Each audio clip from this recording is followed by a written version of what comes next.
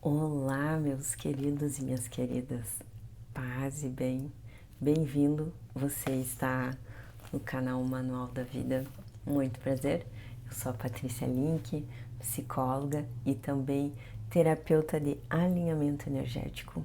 Se você ainda não conhece essa técnica terapêutica, na descrição tá os meus contatos e o Instagram para você entender um pouquinho mais essa técnica que tem mudado muitas vidas.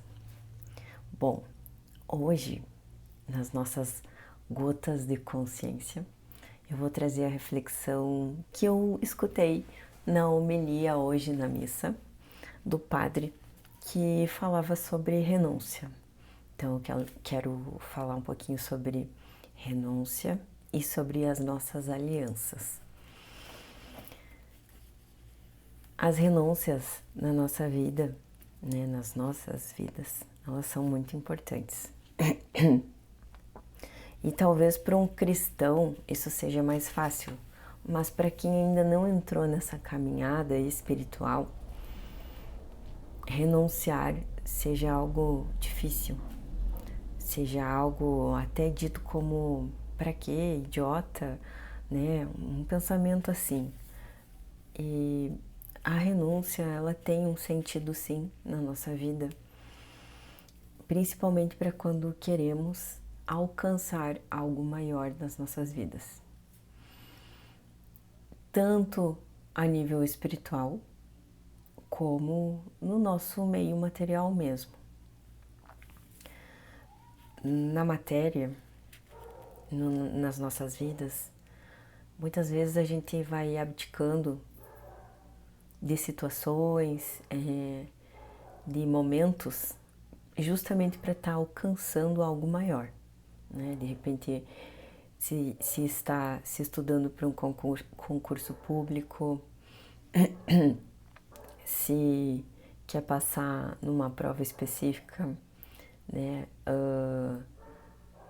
Enfim, são N fatores que a gente pode estar se sacrificando por um período para alcançar algo maior, né? Às vezes é 1 ano, 2, 5, mas se sabe, se tem a consciência de que é um período, né? Que a gente vai passar por dificuldades, mas vai ser apenas um período, que aquilo vai acabar. Isso também é em algumas relações, relacionamentos, casamentos. Às vezes as pessoas passam por dificuldades e a gente sabe que isso é passageiro. E muitos casais recorrem à ajuda profissional para sair, né, dessas dificuldades, desses sofrimentos, renunciando, né, a algo para construir algo maior, né, fortalecer um casamento, né. Às vezes se passa por dificuldades financeiras, se busca ajuda profissional para sair disso, ter uma educação, uma centralização, um caminho para sair disso. E no caminho espiritual, as renúncias que fazemos, né, elas nos aproximam de Deus, porque uma das renúncias que podemos estar fazendo na nossa vida é o jejum. E o jejum, ele mortifica a nossa carne e a principal função dele é mostrar para nós mesmos, para o nosso corpo, para a nossa carne, que quem manda aqui não é a carne, não é a nossa mente, né? Que quem manda, quem comanda, quem governa o corpo é o espírito, né? E que tudo isso daqui é passageiro, né? E o espírito, ele fortalecido, né? A gente mortificando a nossa carne, né? Dizendo quem é que manda aqui, né? Não são os nossos desejos, as nossas paixões. Tudo isso acaba nos fortalecendo e nos conectando e nos aproximando ainda mais de Deus, porque conseguimos ouvir mais ainda os chamados, as nossas missões, os nossos caminhos que devemos trilhar, que muitas vezes negamos. Então, nesse silêncio e nessa mortificação, a gente consegue ouvir com muito mais clareza qual é o caminho que devemos seguir, né? Por muitas vezes, posso trazer esse relato aqui a você. Muitas vezes eu fui muito teimosa na minha vida, muito ansiosa, querendo tudo para ontem, para o próximo ano, e não ouvindo a palavra de Deus. O que Deus tem para mim? Qual é o propósito de vida que Deus tem para mim? Até mesmo gravar os vídeos aqui no YouTube. Eu posso dizer com segurança, eu acho que eu posterguei isso por cerca de 3 anos, mais ou menos, ou 4, o chamado.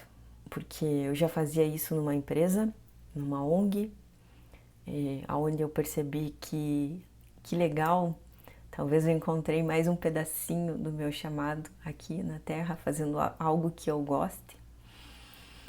E muitas vezes, até com pessoas queridas dentro da Igreja Católica, me dizendo: nossa, você precisa fazer isso, nossa, eu queria tanto ouvir mais ou ler mais a Bíblia e não consigo adquirir esse hábito, precisava de ajuda. E eu ouvi isso várias vezes e sentia que esse era um dos chamados, eu estar presente no YouTube, talvez diariamente, talvez semanalmente, né? E aí eu tomei a coragem necessária de assumir isso, né? E eu faço essa reflexão contigo. O que você precisa renunciar hoje ou na tua vida para alcançar algo maior, para ouvir os chamados que Deus tem para ti na tua vida? E para isso a gente precisa de coragem. E para isso a gente precisa ouvir o que Deus tem para nós. Talvez a gente não consiga enxergar lá na frente, né? Que caminho é esse estranho que Deus está propondo para mim? Mas lá na frente a gente vai entender, né? E hoje nós vamos ler o capítulo 9 de Josué. Pegue sua Bíblia e vamos à leitura. E muito cuidado com quem tu faz as tuas alianças, com quem você conversa todos os dias, com quem você se aproxima, porque isso, infelizmente, pode te puxar para baixo ou pode ser um potencializador da tua vida, pode te impulsionar para tu chegar mais rápido no chamado que Deus tem para ti, ou pode atrasar mais ainda o que Deus tem reservado para ti e o chamado que Ele tem para ti. Então, é sobre isso que eu queria falar hoje, sobre as alianças com quem você tem dedicado e desprendido o teu tempo de vida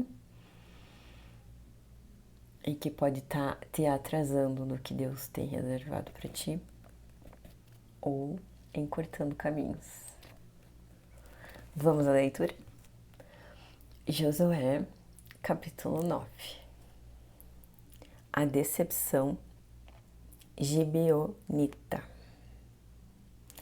E sucedeu que, quando ouviram sobre estas coisas todos os reis que estavam neste lado do Jordão, nos montes, nos vales e em todas as costas do grande mar, de fronte ao Líbano, os heteus e os amorreus, os cananeus, os fariseus, os heveus e os jebuseus, eles se reuniram de comum acordo para lutar contra Josué e contra Israel. E quando os habitantes de Gibeão ouviram o que Josué havia feito a Jericó e a Ai, eles agiram com astúcia, se fizeram de embaixadores e levaram sacos velhos sobre os seus jumentos, e garrafas de vinho, velhas, rotos e remendadas. e nos seus pés calçados velhos e surrados, e usavam vestes velhas, e todo o pão da sua provisão estava seco e mofado. E eles foram até Josué, no acampamento de Gilgal, e disseram tanto a ele quanto aos homens de Israel: Nós viemos de uma nação distante. Agora fazei um pacto conosco. Muito cuidado com quem nós fazemos os pactos. E os homens de Israel disseram aos heveus: Porventura, habiteis no meio de nós, como, pois, faremos um pacto convosco? E eles disseram a Josué: Nós somos teus servos. E Josué lhes disse: Quem sois vós? E de onde vinde vós? E eles lhes disseram: Teus servos vieram de uma nação muito distante por causa do nome do Senhor, o teu Deus. Pois ouvimos da sua fama e de tudo o que ele fez no Egito. E tudo o que ele fez aos dois reis amorreus, que estavam além do Jordão, a Seom, rei de Esbom, e a Og, rei de Bazã, que estava em Astarote. Por isso, os nossos anciãos e todos os habitantes da nossa nação nos falaram, dizendo: Tomai provisões convosco para a jornada, e ide encontrá-los e dizei-lhes: Nós somos vossos servos, por isso fazei agora um pacto conosco. E este nosso pão, nós o tomamos ainda quente das nossas casas para a nossa provisão, no dia em que partimos para vir até vós.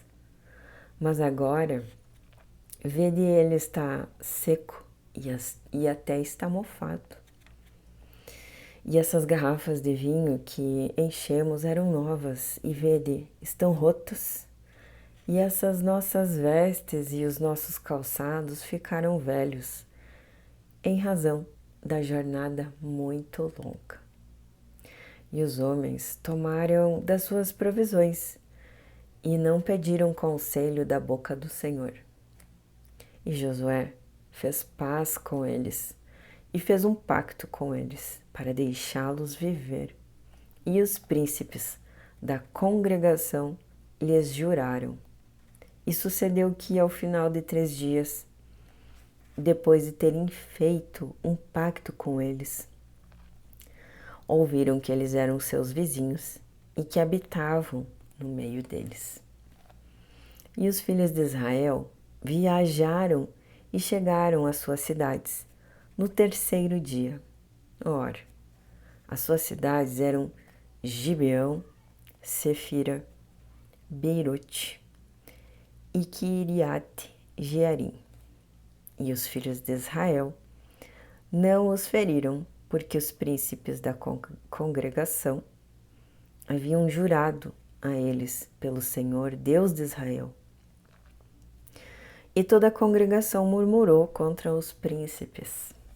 Porém, todos os príncipes disseram para toda a congregação: Nós lhes juramos pelo Senhor, Deus de Israel, por isso agora não podemos lhes tocar.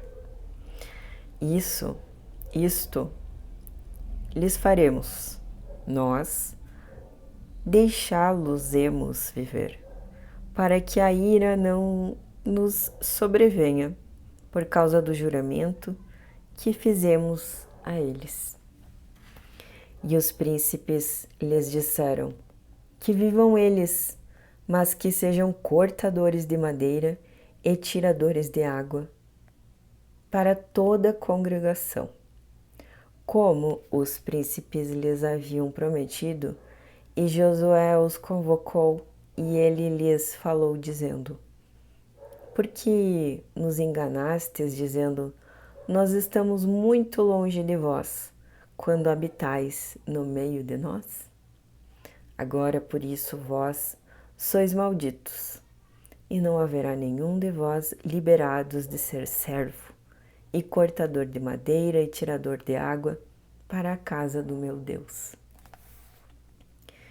E eles responderam a Josué e disseram: porque com certeza foi dito aos teus servos, como o Senhor teu Deus ordenou ao seu servo Moisés, que daria a vós toda a terra e que vós destruísseis todos os habitantes da terra diante de vós.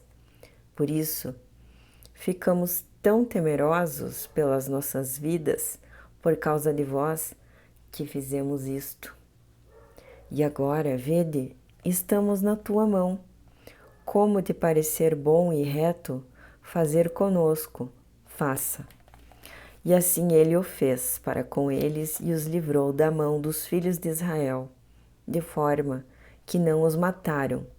E naquele dia Josué fez deles cortadores de madeira e tiradores de água para a congregação e para o altar do Senhor, até este dia, no lugar que ele escolhesse.